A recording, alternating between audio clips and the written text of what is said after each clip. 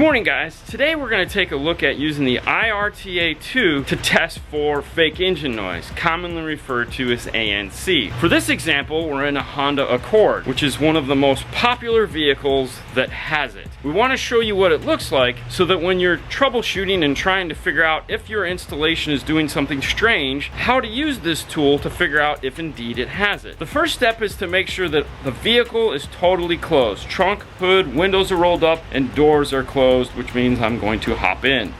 Once inside the car, make sure you have the iRTA2 connected to the speaker that you want to test. Plug your iRTA2 into your iDevice using the aux to lightning adapter. Select your RTA software that you'd like to use. In this case, we're using the Studio 6. Turn on the channel switch that you're connected to and rev up the engine.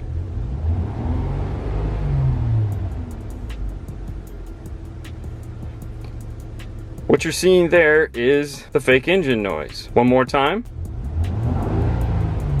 As you notice, the signal feathers up and feathers down. This is why your subwoofer makes such a strange noise. Disconnect or program off the ANC and try again. In this particular vehicle, it's located beneath the air conditioning controls, but can also sometimes be found in the glove box. With it now disabled, rev the engine up again, and you'll see it is no longer there. Thank you guys so much for watching this demonstration with the new iRTA2. Have a great day, and we'll talk to you later.